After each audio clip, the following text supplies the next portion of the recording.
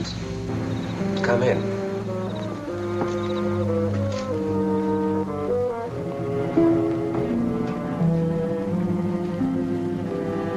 I don't see why I couldn't have used my car to get here. You follow instructions. I had to walk a mile from that bus line. It's safer to travel by bus with what you're going to take back.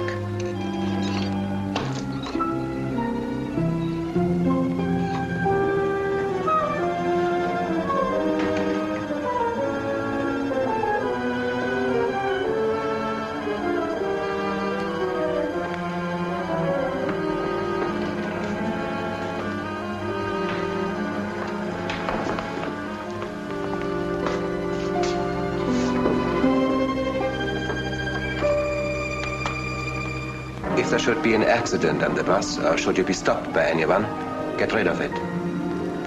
Just not what it says on the label. If it was, I could have got it at any corner drugstore. You can go out this way.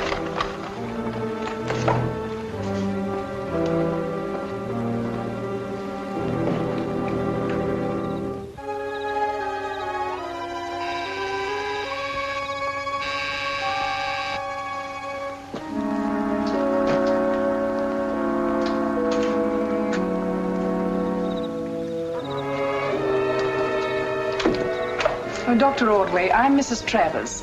We bought the Wheeler home across the street. Oh, yes.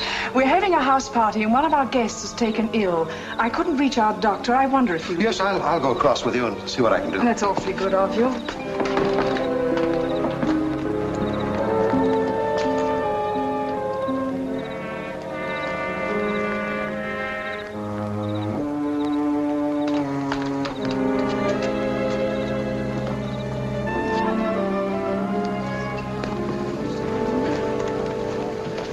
This is Dr. Ordway. The crime doctor.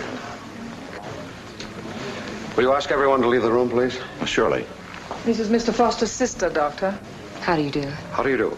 How long has your brother been unconscious? Oh, not more than 5 minutes. My brother's a diabetic, Doctor. Has he been drinking? He hardly ever does, but he did have a few cocktails this evening. I'm afraid he's not taken his insulin shot. Doesn't he carry his insulin with him? Yes, always. It must be in his overcoat. Will you have someone get it, Mrs. Travers, please? Oh, certainly. Armand. You know Mr. Foster's overcoat. Would you please see if there's some medicine in it? Yes, madam. It'll be in a small case. I think he'll be all right as soon as he gets his insulin. Oh, it's probably our fault for not serving dinner earlier. Walter usually takes his medicine just before meals, doesn't he, Claire? Always. Oh, Harriet, I'm afraid we spoiled your party. Oh, nonsense, Claire. Fault is all right. Nothing else matters. This is my husband, Doctor. How do you do, Mr. Travers? How do you do? Here it is, sir. Thank you.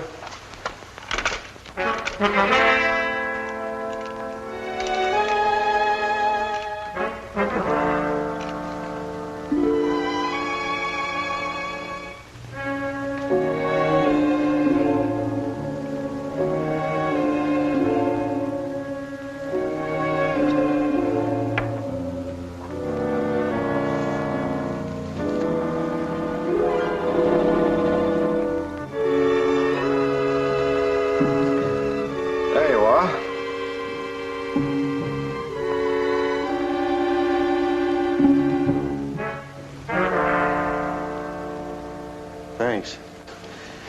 I should have used the insulin. Sorry I messed up your party. Oh, forget it. Come and meet our friends, Doctor. Thank you. You just lie there for a couple of minutes. You'll be all right. Would you put this back in Mr. Foster's overcoat, please? Yes. Ellie. This is Dr. Ordway, Mr. Gerard. How do you know, Mr. Gerard? Very glad to meet you, Doctor. We have Mr. Gerard to thank for having you as our neighbor. Oh. He found this house for us. So you're in the real estate business? Yes, I handle downtown properties, large office buildings, long-term ground leases, and so forth. But Clyde and Harriet asked me to find a house for them, and I heard about this one. Ah. I thought psychiatry was your field, Dr. Ordway. This is Jack Swain, Doctor. How do you do, Mr. Swain? How do you do? Yes, I am a psychiatrist, but of course I'm also a physician. Well, maybe you have something in common with Jack, Doctor. You renovate rundown minds, and he renovates rundown bodies. Harriet's telling you about my gymnasium. I operate the Swain Institute of Health. Oh.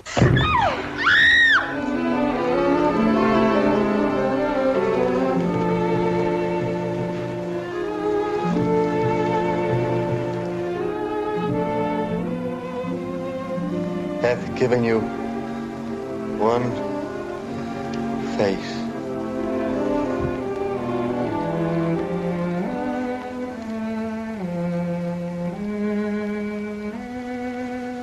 Mr. Foster is dead. Will someone please call the police?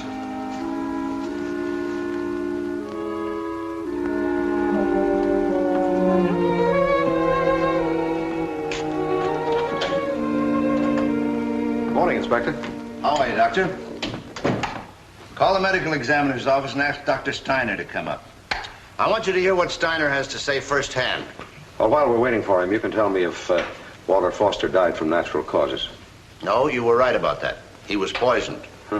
And so you are more or less responsible for his death. Morning, Ordway. Hello, Steiner. How much has he told you? Well, only that Foster was poisoned. Yes, death was practically instantaneous once the poison reached the heart, which was a few moments after you injected it. So you found poison in his insulin. Well, in that case, it could either be murder or suicide. No, there's no possibility of suicide in this instance. Right, Steiner? Right. There was no poison in Foster's kit, but there was poison in the injection you gave him. Oh. You mean someone removed his bottle of insulin and replaced it with one containing poison. And then after I used it, switched the bottles back again, huh? Exactly. The murderer made you the instrument of his crime. Or to put it more plainly, somebody has made a fine sucker out of you. I hope you're not going to let them get away with it. Oh, I get it. You want me to do your job for you, huh? Oh, no. But under the circumstances, Inspector Burns thought you might like to help. Mm-hmm. And living across the street from the scene of the crime, it makes it easier for me to investigate than you. All right. Well, have you done anything at all, or do I carry the ball on every play? No, we have the servant, Armand Morel, under surveillance, and also some of the others. Inspector Burns couldn't make an arrest at this time, unless he took you. Tell me, is Armand a permanent employee of the Travers? No, he was just hired for the party. Now, here's a list of everyone who was there, with their names, addresses, occupations, and whatever information we had time to gather. Who's this Alan Tobin attorney? I don't remember meeting him. No, he left early. Is he the Travers attorney? No, he's the administrator for the Foster estate. And you haven't questioned him yet? Well, there hasn't been time. All right, if I get any ideas, I'll call you. So all right, thanks, Doctor. Goodbye. So long.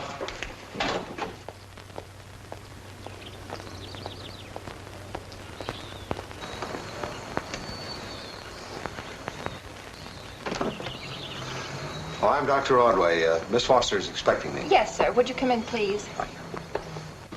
No, I'll just be here a minute. Excuse me, please. Good morning, Dr. Ordway. Good morning. I'm sorry to intrude on you today. Don't feel you're intruding. I'm glad to have a chance to talk with you. Won't you sit down, please? Thank you. I called particularly to ask you about something that your brother said before he passed away. Well, I knew he said something, but I didn't hear quite what it was. Yes, his voice was weak and a little incoherent. But I'm pretty sure he said, hath given you one face. Does that mean anything to you? No, it Well, it sounds like a quotation of some sort, but I don't know from what. Did you ever hear him quote those words before? Hath given you one face? No, but they stir something in my memory. Pardon me.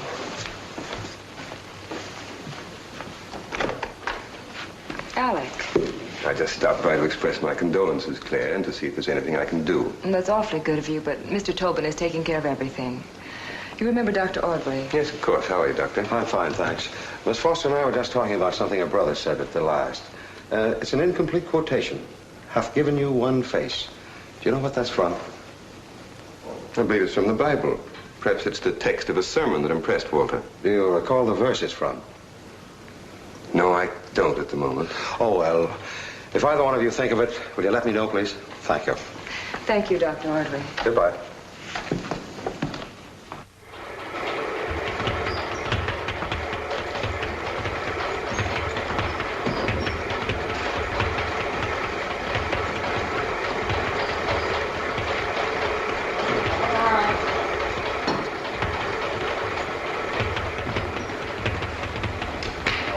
No. Remember the hole I showed you, Mr. Witherspoon?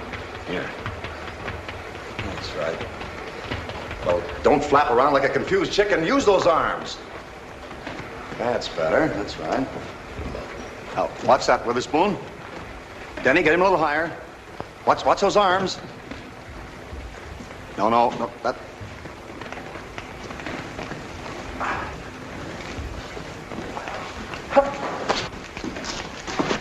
Oh.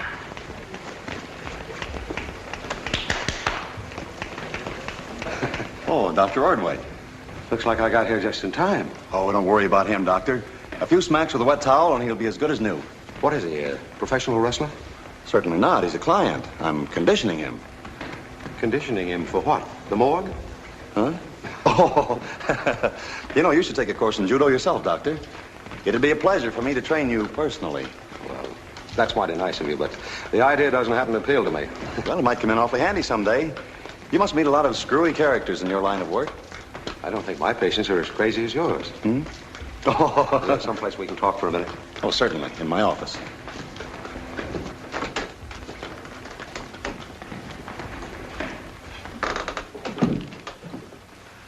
Oh, that's a nice picture of Miss Foster.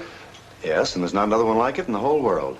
Claire just had that one print made for me. Mm-hmm. I came to you because of your relationship to Claire Foster. I thought perhaps it might be best if you told her that her brother was murdered. The police are sometimes callous about those things.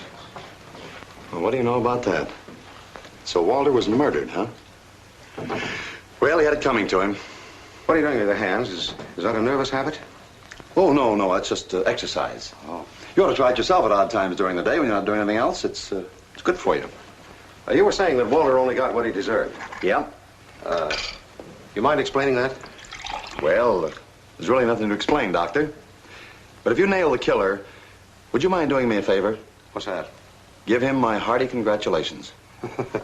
No thanks. What did Foster ever do to you? He was blocking my marriage to Claire. We'd have been married a year ago if it had been up to Claire and me. Well, did he object to you personally or just the idea of his sister getting married? That's it. As long as she was unmarried, he figured he had a chance to squeeze her out of a sizable chunk of money.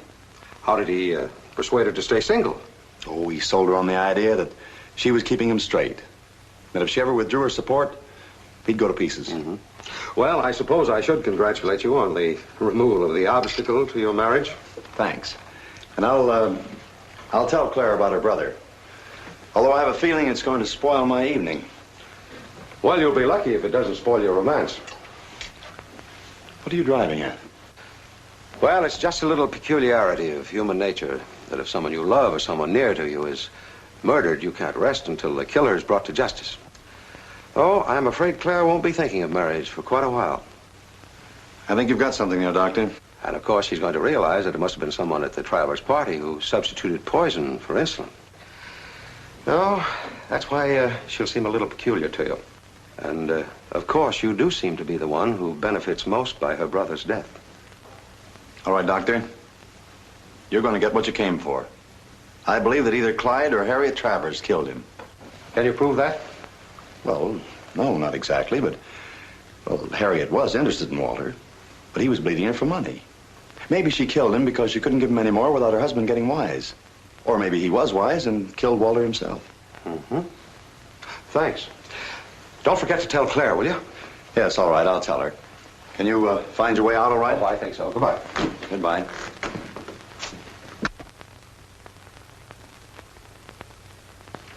Hath given you one face, hath given you one face. No, I've never heard it before. I disagree with Mr. Gerard, however. I'm quite sure it's not from the Bible. Quite. I'm a great student of the book, Dr. Ordway. Well, thanks very much, Mr. Tolan. By the way, I understand you're the Foster family lawyer. Oh, yes, I've handled their affairs for many years. Their father was the late Charles Foster, you know. Yes. Well, then I suppose Walter Foster was financially independent. On the contrary, he was dependent on his sister, on other women, or anyone else, for that matter. Well, didn't he get any of his father's money?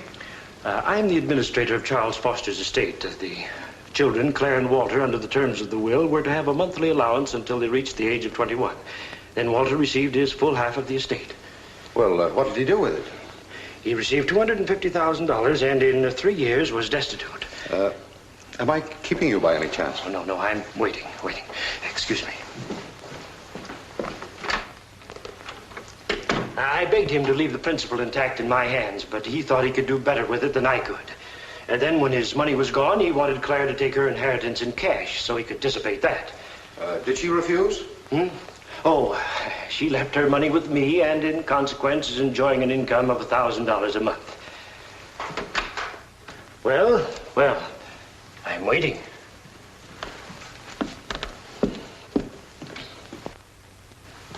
It's 3 minutes after 4. You're late. Yes, I know. But a fuse blew out as I was burling the water.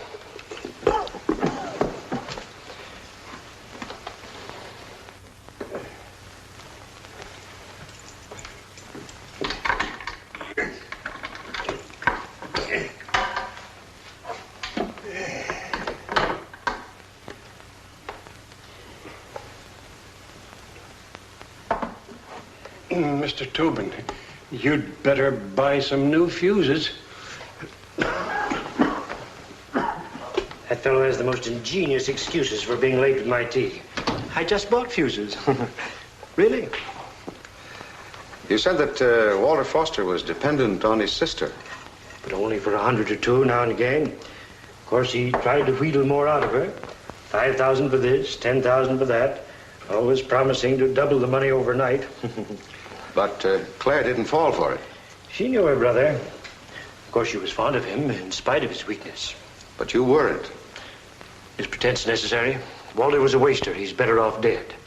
And in spite of Walter's persuasions, Claire never touched any of her principal, even though it was available to her at any time? Of course it was always available to her.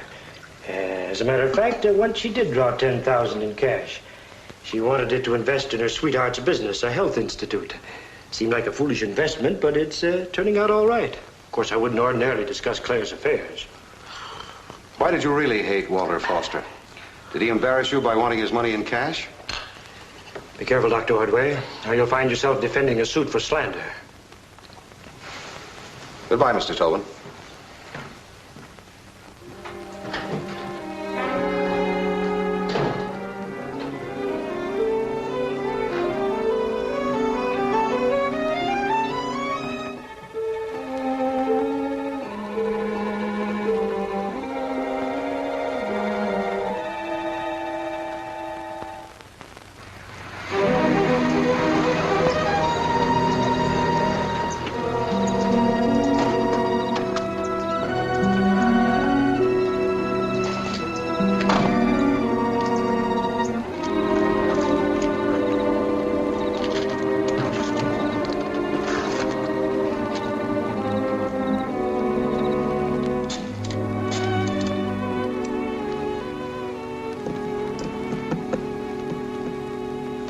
Dr. Ordway, this is Claire Foster.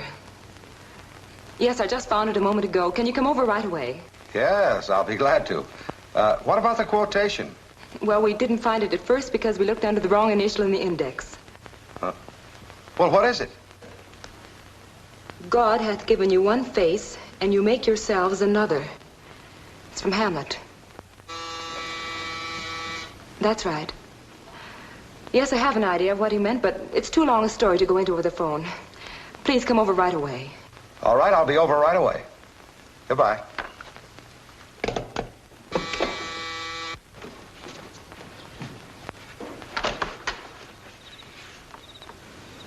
Who's there?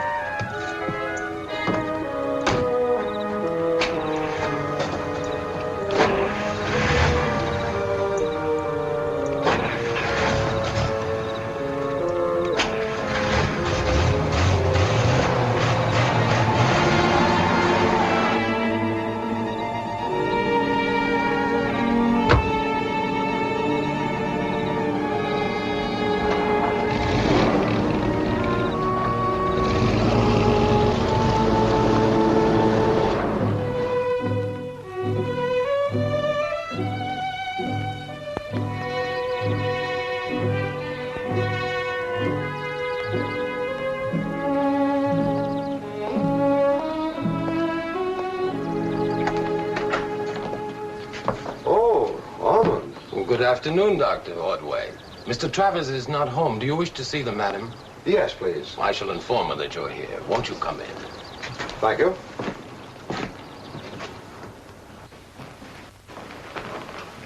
Will you please wait? Thank you. Dr. Ordway's calling. Hello. Make some cocktails, please, Alvin. Yes, madam. I'm so glad to see you. Thank you. Have you heard anything about Claire? No, she seems to have disappeared, but the police are doing all they can. It's so unlike her to go away without telling any of her friends. Yes, that's what everyone says. Shall you go in the sitting room? Thank you. Walter's death was a terrible shock. Doubly tragic to us since it happened in our home. Mr. Travers and I were both very fond of him. Yes, I knew you were. But it rather surprises me to learn that Mr. Travers was also fond of him. Frankly, Doctor, it rather surprised me, too. Oh, you'll join me in a cocktail, won't you? Yes, I'd enjoy one very much. Thank you. I thought he was an extra servant. We found him very efficient and decided to keep him. Oh. You know, I was surprised to see that your house is up for sale. Well, we didn't feel much like living here after what happened to Walter. I can understand that. As it turned out, you practically bought the house for the murder. Do you think I killed Walter? Oh, now, don't let that worry you. I'm a long way from proving it. Funny. My husband insinuated as much right after Walter died. Before the police said it was murder? Yes. Of course, he didn't really believe such a thing. No? No. He thought it would stop me from accusing him. Dr. Ordway, I'm frightened. I feel as if walls are closing in on me.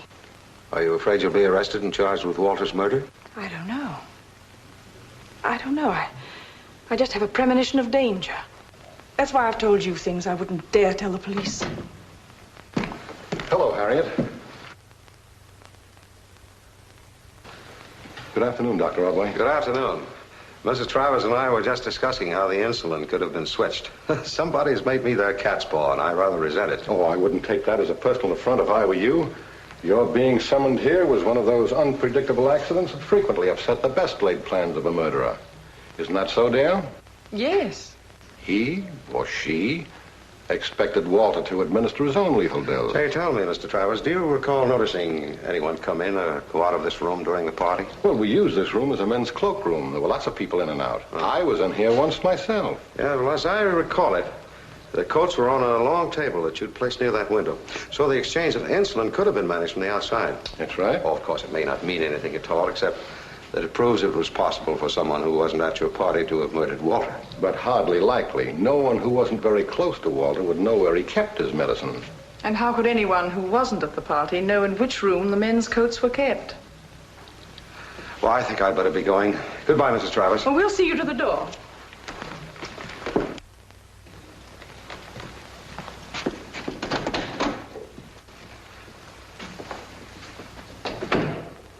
I'm Dr. Ordway. I'd like to see Mr. Gerard, if he's in, please. Pardon me. Dr. Ordway is here to see you. Oh, have him come right in. Thank you. Oh, hello, Dr. Ordway. How are you? Fine, thanks. I called your office just a few minutes ago to see if you heard any news of Claire. No, not a thing. What are the police doing? All the routine things.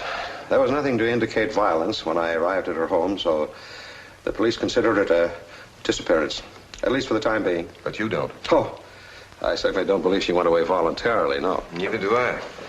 No, I talked to her not more than 15 minutes before I reached her home. She discovered the source of Walter Foster's last words, and she wanted to see me. Oh, does the quotation have any bearing on Foster's death and Claire's disappearance? No, I'm afraid not. It's just a line from Hamlet. I dropped in to see you because I'm rather curious about the for sale sign on the Travers home. I was nothing less than amazed when Travers telephoned me and told me to put the house up for sale. Yes, they told me they didn't feel like living there because Walter died in the house, but I can't exactly believe that. They're selling the house because they're separating. Oh, well, that decision must have been arrived at very recently. That's right. Were they getting along all right until Mrs. Travers became friendly with Walter? And that would seem to give Travers a motive. But really, I think you can count them out. They're both too intelligent to commit a murder in their own home. Mm-hmm. Does anyone else have a motive? That's hard for me to say. They're all my friends. Mm-hmm. Let's see now. As far as Swain is concerned, his motive doesn't seem to be strong enough. Well, in measuring the strength of a motive, you have to consider the mind and emotions of the suspect. Me trying to give you a lesson in psychology. Oh, that's all right. Tell me, were there any hard feelings between Foster and Tobin? Now that you mention it, I always had the feeling that Tobin was afraid of Foster. It seemed that Foster had something on Tobin. Or Tobin thought he had. Mm-hmm. What about Armand? He'd be merely a tool for somebody outside the house. Someone who wasn't at the party. I like him best for the job. Oh, you do? Why? Because by suspecting him, I automatically remove my friends from suspicion. Besides, he had the best chance to get in and out of the cloakroom unobserved. Mm-hmm. Is there anything else I can tell you? Oh, no. No, thank you very much. Please let me know at once if you hear anything of Claire. Yes, I will. Goodbye, Mr. Gerard.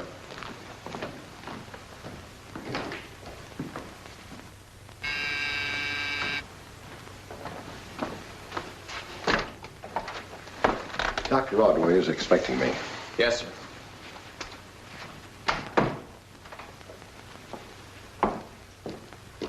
Mr. Travers is here. Good evening, Mr. Travers. Come in. Good evening. Sit down. Thank you.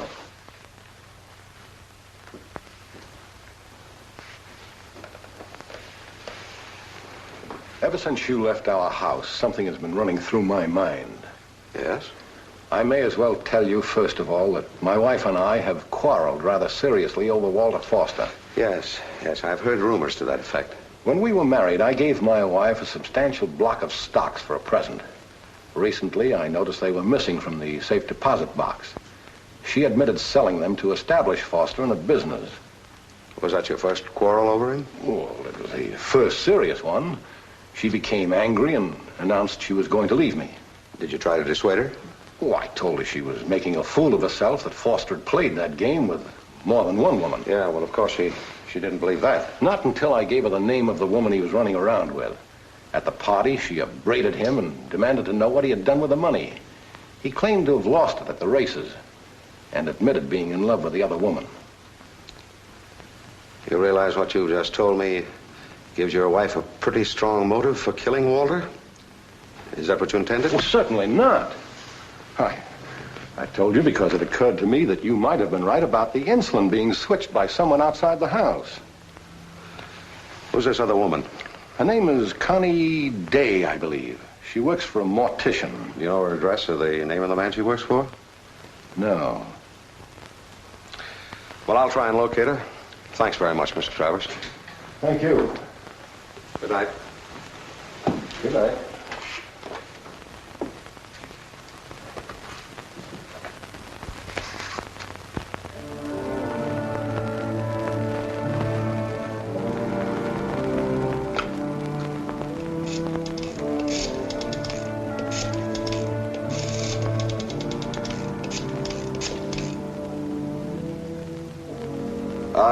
Does a Miss Connie Day work there? Oh, I'm sorry. I have the wrong number.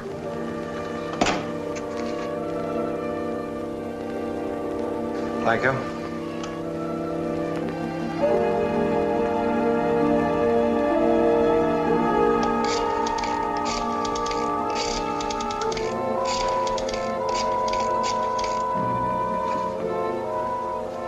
Does a Miss Connie Day work there, please? Oh, may I speak to her, please?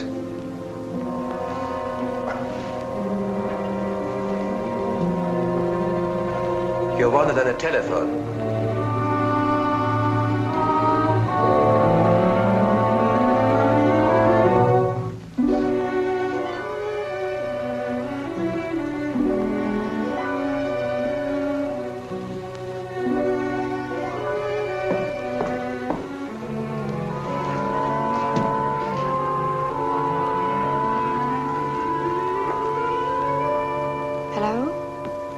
Hello, Miss Day.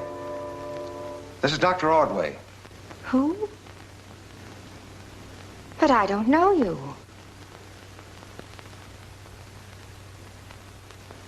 Oh, no. It's impossible. We have an early morning funeral and I'm working tonight. Well, then I'll drop out there and see you. Oh, no. No, you mustn't do that. I'll be through about 9. I can see you shortly after that.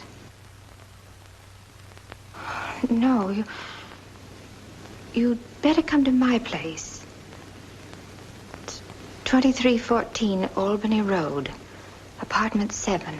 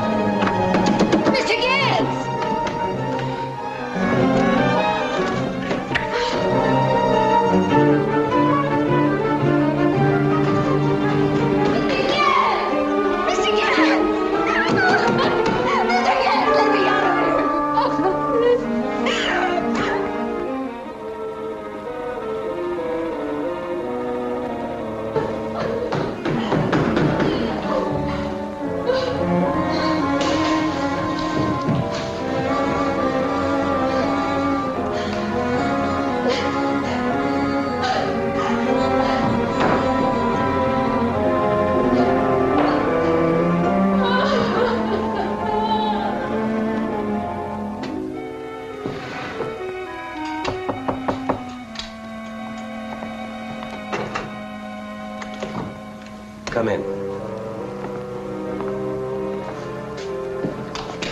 Where's the doctor? Getting ready. He'll be right in.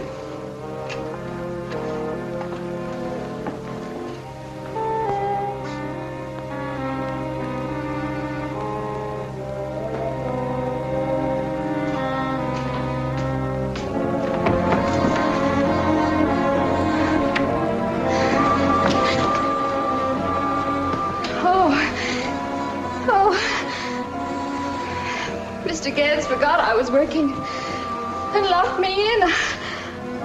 I've been nearly crazy. He didn't forget you. None of us has forgot you. Foster was your boyfriend. You told him to blackmail the doctor, didn't you? I didn't tell him anything. I don't know anything. You're gonna get just what he got. But don't worry. He'll have a beautiful funeral. With flowers and everything.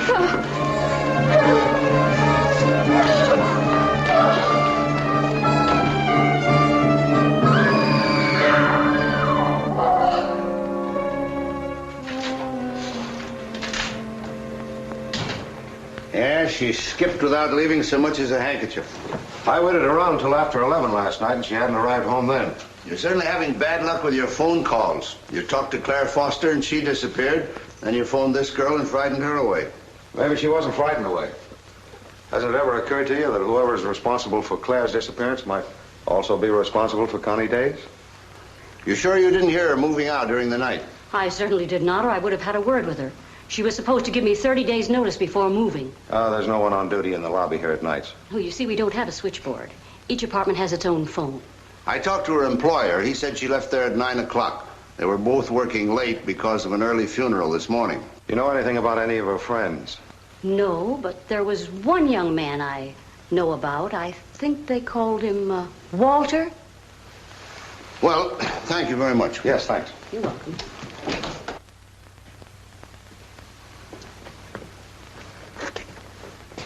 This is a place, Louis.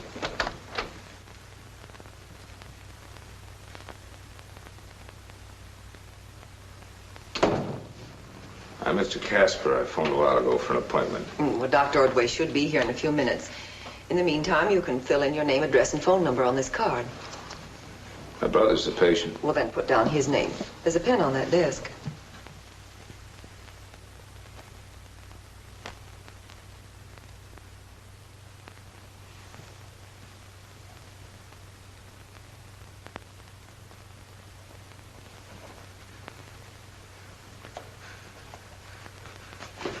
Don't put nothing down. They'll send me away. Take it easy, Louis. Dr. Ordway won't send you away.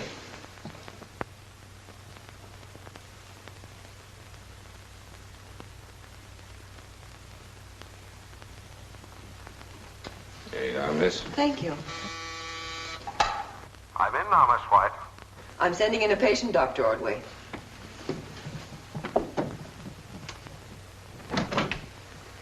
Don't be scared. I wouldn't take you to a man who'd lock you up. Come on over. Let the doc help you.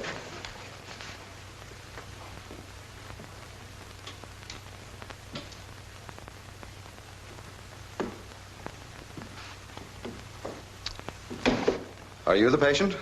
Yeah, he wants you to help him. He's afraid he's going to be locked up. I'd like to hear Louis answer my questions, if you don't mind. Certainly, Doctor. You understand, Louis? I can't help you now.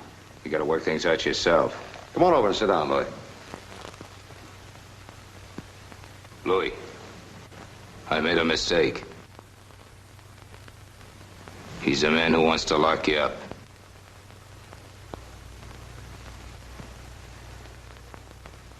Louis! You crazy fool!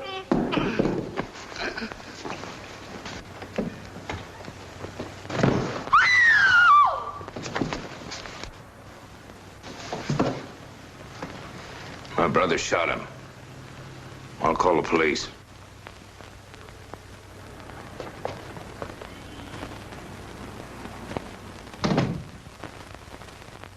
We knew, of course, the name he used in your office would be assumed, but we made a nationwide search and check on it just the same. No results. Well, what about the fellow that he brought with him? He's been in and out of institutions all his life. There were no friends or relatives on his record, so we couldn't get a lead to Casper through identifying him.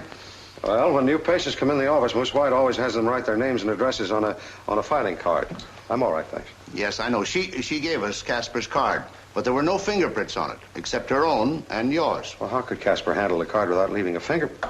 Miss White, what about that girl that worked for the undertaker? Connie Day. Yeah. She hasn't been heard of since she moved out of her apartment. I don't think she moved out any more than Claire Foster did. Someone cleaned out her place to make you think she'd skipped. Well, if you're suggesting that they've both been killed, then what's become of their bodies? I don't know, but I'm convinced they're both dead. Whoever killed Walter Foster thought they knew too much. And the attempt on my life was... It's all right. It's just a lamp. Don't bother. Attempt on my life was made for the same reason, too. Miss White?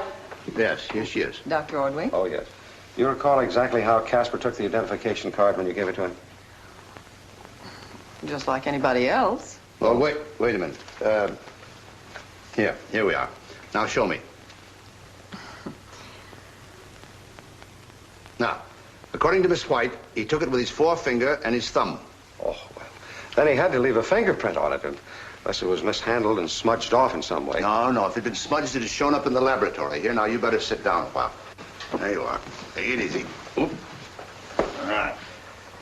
No, I tell you, the card was clean, except for Miss White's prints and your own. But we're looking for a criminal who has deliberately had his fingerprints removed. God hath given you one face, and you'll make yourself another. Now, I know what was in Walter Foster's mind when he quoted that line from Hamlet. Well, what are you driving at? If a criminal is wanted badly enough to have his fingerprints removed, wouldn't he also like a bit of plastic surgery? A man's face becomes dangerous to him, so he gets himself another.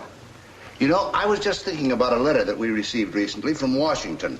They asked us to investigate reports that a plastic surgeon was operating on wanted criminals from all parts of the country. Oh, I think that's Dr. Evans now. This is the day, Inspector. Well, then I'd better get going. No, you stick around, because if the news is bad, I'll want some moral support. Dr. Evans is here. Oh, hello, Doctor. How do you feel, old man? Oh, all right. Well, if you'd rather be alone, I'm sure Inspector Burns will understand. Oh, no, I want him to stay. That will not keep you in suspense. In a glancing bullet wound of this kind that injures the optic nerve, we have no way of judging whether the nerve will right itself quickly or not at all. Miss White, will you draw the curtain, please?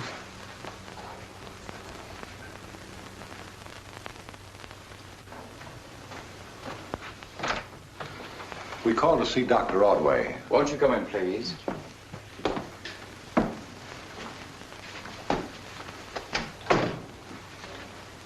Just a moment, please. I'll tell the nurse. Excuse me.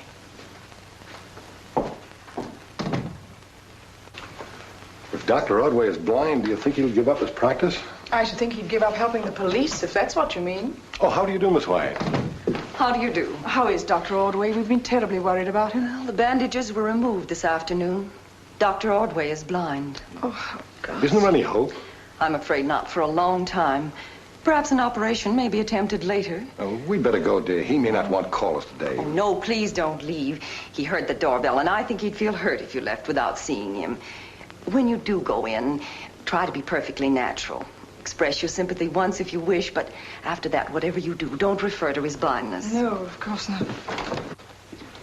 Mr. and Mrs. Travers have come to see you, Dr. Ordway. Oh, come in. Come in. Mrs. Travers. Hello, Inspector. Hello, Oh, please don't How are get you? up, Doctor.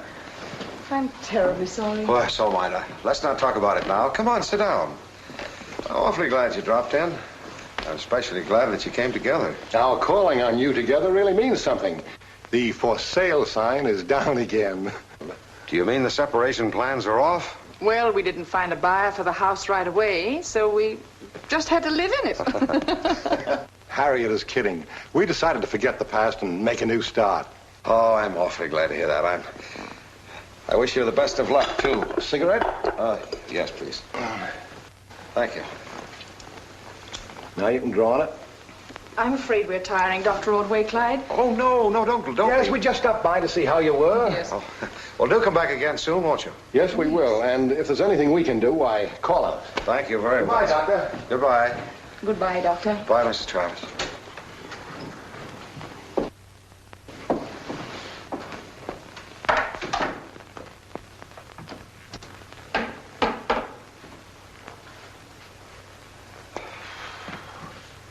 I don't like this deception. I know, but if it serves to catch a murderer, it's justified.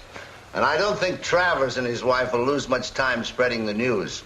The attempt to kill me at the office wasn't a sudden outbreak of violence by a paranoiac. No, his pretended brother had primed him to kill you, all right. Yes, and the shooting followed very closely on the round of visits I paid the various people who were at the Travers party. Somebody resented the interest you were taking in the Walter Foster case and hired Casper to put you out of the way. Well, that somebody will think I'm just as harmless blind as dead. Well, now that you've got the bandages off your eyes, why don't you come down to headquarters and look at pictures? Maybe we've got a record of Casper. If Casper had his face remodeled when his fingerprints were removed. An old picture won't mean anything, but there's another means of identification he may have overlooked.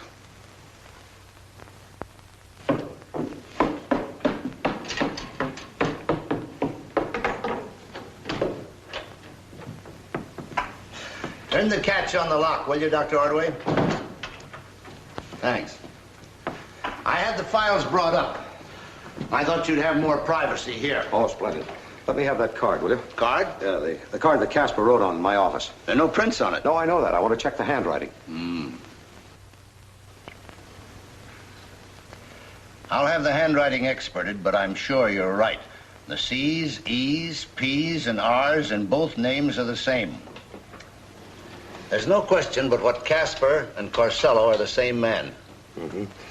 He was released 2 years ago after serving 7 years for robbery. Well, you got a good look at him in your office. Did he look like any of those old pictures? No, and I don't think he's going to be easy to find. Well, I'm not so sure of that. There may be a quick and easy way to get our hands on him through Armand, the butler. You think he and Corsello were working together? Well, somebody in the Travers house must have been. And I can't see any of Travers' friends getting mixed up with a man like Corsello.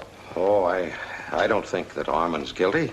But if he should be involved, the minute you arrest him, Corsello's going to run. I'll have to take that chance. Look here. If you should be right, and Armand does give you a lead to Corsello, will you do me a favor? Don't arrest him right away, huh? Don't arrest Armand, and now don't arrest Corsello. That's like asking the hound to let the fox go. Well, I'm convinced there's someone more important, more dangerous than Corsello behind all this. Well, maybe you're right. But as a police officer, if I get my hands on Corsello, I have no choice but to arrest him at once. Well, I'm glad that little mishap of yours wasn't as serious as we thought. Thanks, Cummings. You know, it occurred to Inspector Burns and me that there might be certain advantages in pretending to be blind for a while.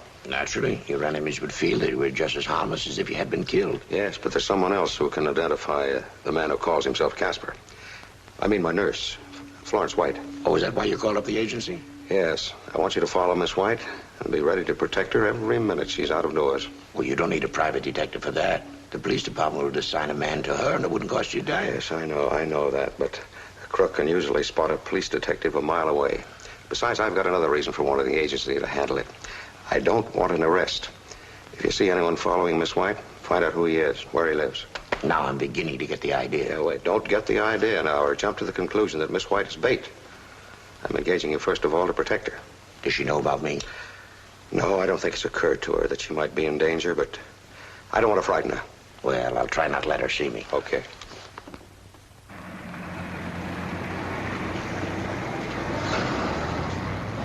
Looks as though we were in for a night of this. Well, he'll be along in a little while. He goes under the name of Marks, and he lives alone, so he's not apt to cook dinner in his apartment. Well, maybe he saw you following him and went out the back door. There is no back door. The service entrance is on the side. I don't think he knows I'm tailing him anyway.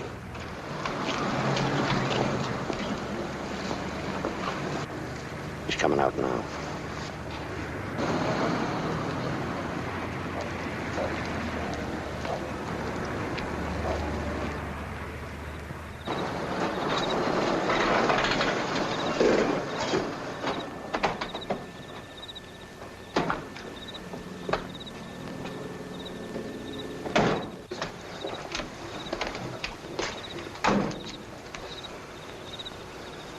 Well, there's no one around. And I won't bother with the glasses. How about your friend inside? Did you take him into your confidence? Yes, I had to, but he's all right. His wife's a patient of mine. You want me to go in with you, or shall I wait in the car? No, you don't have to wait. Take a cab home, though, will you, and let me use your car? All right, but take care of yourself. Okay.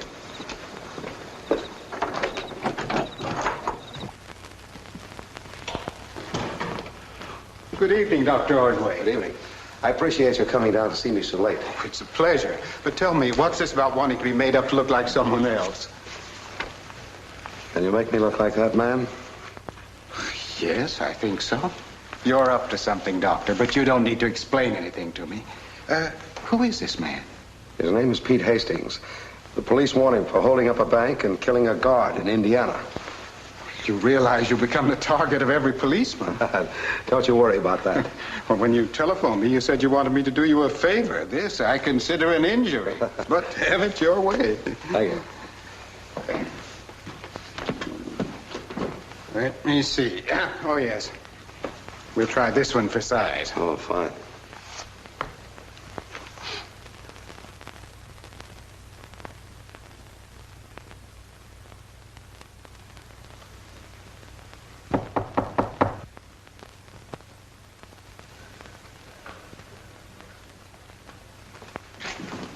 Who is it? Pete Hastings. I want to see Gypsy Carcello.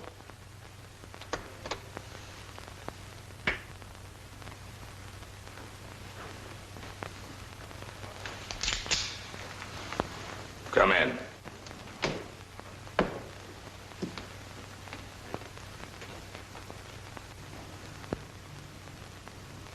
Shut the door. What do you want? Lefty Langton told me to look you up. When'd you see Lefty? A few days before he come east. Yeah? Yeah. Lefty told me if I ever got in a jam to look you up. How's Lefty making out? Lefty's dead. Oh, that's tough. He was a great guy. How'd it happen? A couple of fly cops were picking him. Lefty shot it out with him.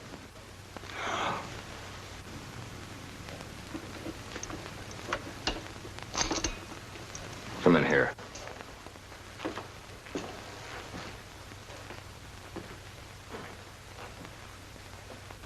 Pull on the shade.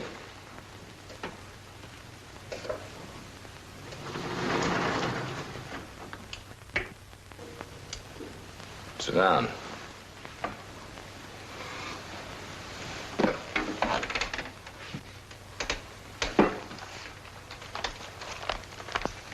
Was it I read about you in the paper the other day? Yeah. I believe my name was mentioned in connection with the Industrial Bank of Indianapolis. Pour us a couple of drinks.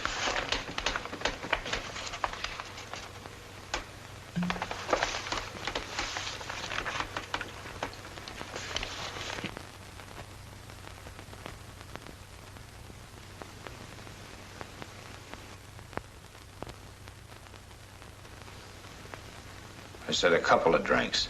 I never use it. Yeah, that's right. Lefty told me he liked to work with you because you never touched liquor.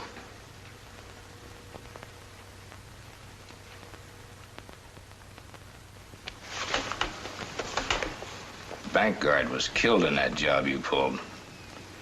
That makes you plenty hot. Smoke? No, I never use them. Steady nerves, huh? Yeah, and I'm trying to keep them that way, too. Why didn't you send for me? Maybe somebody followed you here. No, I don't know anybody in town. You don't have to worry. I was plenty careful. Yeah. What do you want me to do for you? I'm living on borrowed time. As long as I carry this kisser around with me and these. Lefty told me if I ever needed it done, you'd arrange things. It isn't an easy job. It costs plenty. Yeah, it's cheap at any price. Got the money? You ain't heard that the Industrial Bank got back any of that 50 grand, have you? Got a car? Yeah. Remember this address. Don't write it down.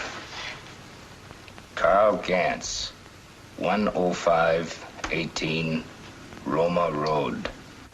Carl Gantz, 10518 Roma Road. Right.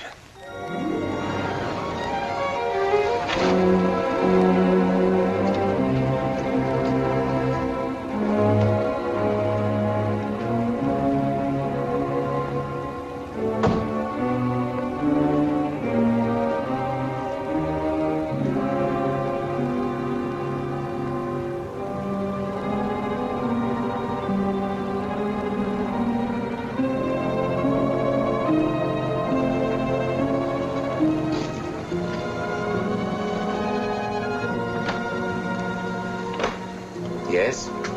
My name is Hastings. I've been expecting you.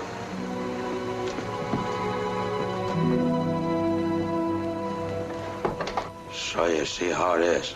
I understand. You aren't the first to come here. Can you pay? Didn't Costello tell you? You brought the money with you? Sure. How long will it take? Perhaps a week. That long? We aren't butchers, Mr. Hastings. We do our job well, but we can't hurry nature's healing processes. Now, let me see. Keep your hands to yourself. An intensive manhunt ended tonight when police shot and killed Pete Hastings in Indianapolis. The killer bandit was machine-gunned when he elected to fight it out after being cornered in a local barber shop. For further...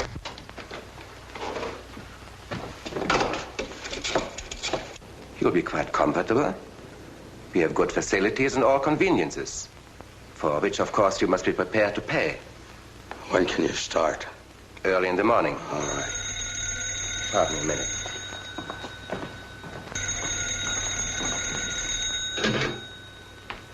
Gans Mortuary. Mr. Gans speaking. This is Costello. The guy I sent you get there? Yes. Everything is being taken care of. You've taken in a stool pigeon or a cop.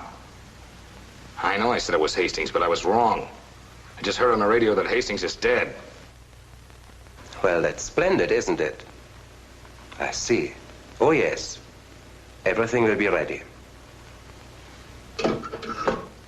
I'm sorry for the interruption. That's okay.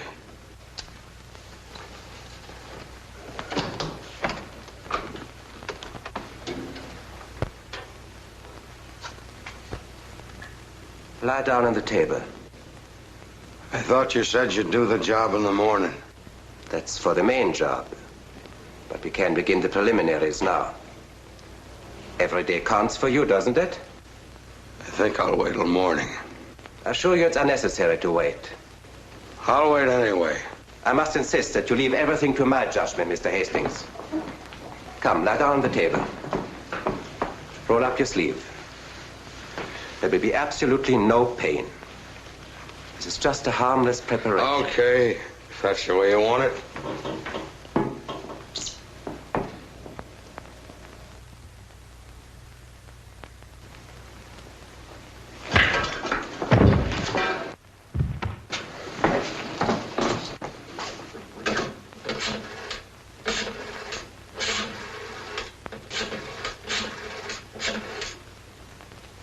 Give me Inspector Burns, please. All right, then. Captain Moore will do. Hello, Moore. This is Ordway talking. I'm out at the Gantz mortuary. Can you come out here right away? Got something interesting to show you. Bring a couple of men with you, too. Okay. I wouldn't be surprised that if we looked into some of your recent funerals, we might find Connie and probably Claire Foster occupying graves under some other names. There he is. That's probably your friend Corsello.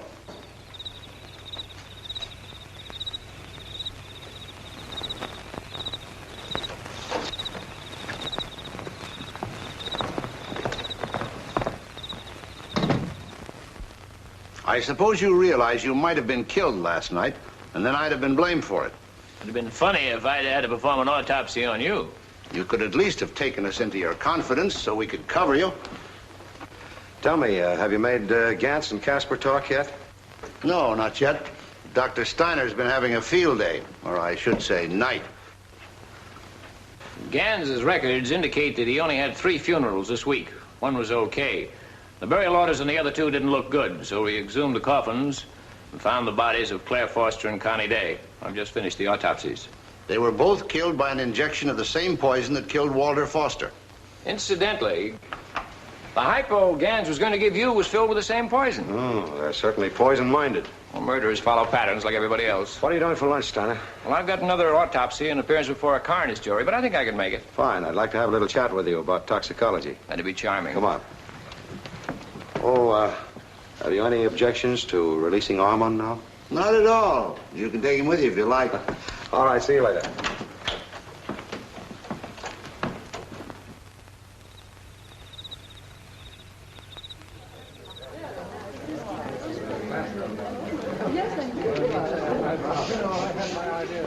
Dr. Ordway, Mr. Tobin has arrived. Oh, thank you. Oh, good evening, Mrs. Tobin. I want to thank you for accepting my invitation. Invitation? It sounded more like a summons to me. Well, I had a special reason for asking you, as you'll discover in a moment. Will you just make yourself at home, please? Thank you.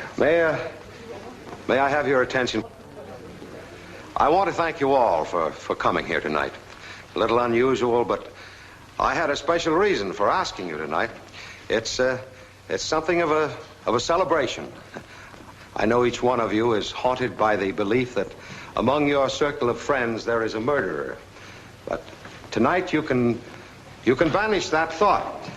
The case of Walter Foster is closed. Yes, the guilty men are in jail, and, well, you're all removed from suspicion. That's really what I wanted to tell you. Thank you very much. Dr. Ordway. Yes, Mrs. Travers? I don't know how to thank you for what you've done. Can anyone hear me? No. We haven't actually solved the case yet. There's someone else involved, someone more important than Casper and Gans, but don't breathe that now to a soul. No, I won't.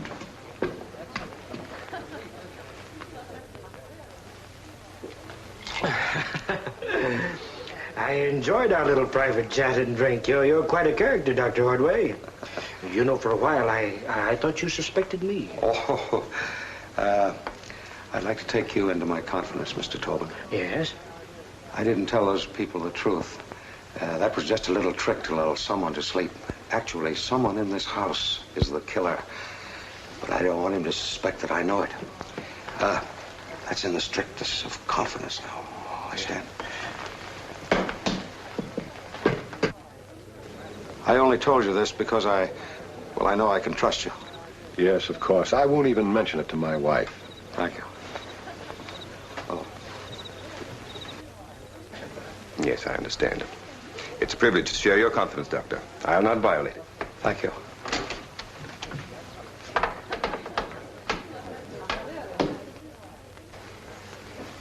I've been trying to get a word with you all evening.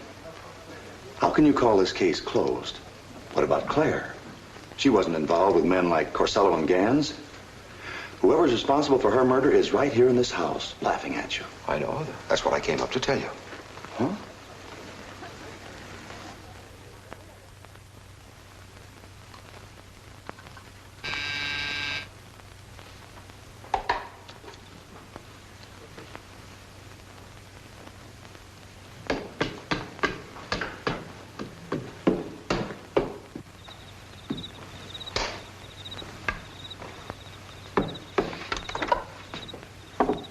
Yes? Who is it, please? It's Gerard, Dr. Ordway. Oh, come in. Come in, Mr. Gerard. My boy found a pair of glasses in the living room. Were they yours by any chance? I hope so. I mislaid mine somewhere this evening. Oh, well. Stay around for a while. It gives us an excuse to have a nightcap. Good. I'll take you up on that. Although I'm sorry you had to come all the way back for them. They're in here in the living room. I think they're on the little table there by the decanter. Oh, yes, those are mine. Pour us each a drink, will you? I'll be delighted to. Thank you.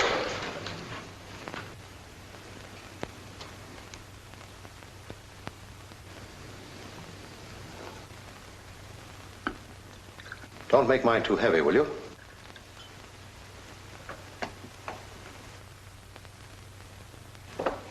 I think you'll find this just right. Here we are, Doctor. Oh, thank you. Well, here's to you, Gerard. Good health. Here's to you, Ordway.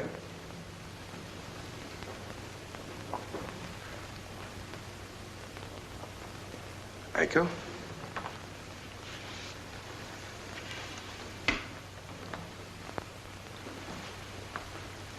The crime doctor. The man who always solves his case. I have a little confession to make that I think will interest and surprise you. What's that? I killed Walter Foster, and I arranged to have Claire and Connie Day removed. Unfortunately, Ordway, you won't live long enough to make use of my confession. What are you saying? I won't live long. What? It wasn't enough that you were blinded, was it? No, you still have to poke and pry into everyone's private affairs. And even blind, you're a little too dangerous to have around. So I've given you a little dose of the medicine the others got. You mean you poisoned my drink? Yes. But you still have a few minutes to live. You see, I was a doctor once myself until I lost my license some years ago. So it was you who performed the operation on Casper? And some 100 others. It's a very profitable little business I had with Gantz and Casper to assist me. And you spoiled it. I'd never known of your existence if you hadn't killed Walter Foster. Why'd you do that? He tried to blackmail me. He got some information from Connie Day. I see. So that's why you killed her. Yes. Walter, Claire, Connie, and now you. As for my real estate business, it was just a blind. Oh, yes.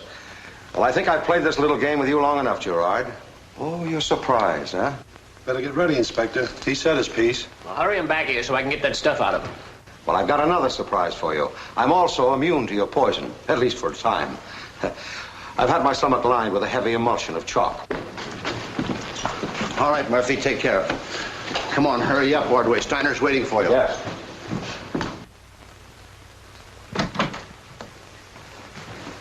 Hurry up, I'll take out that poison. But leave me the drink.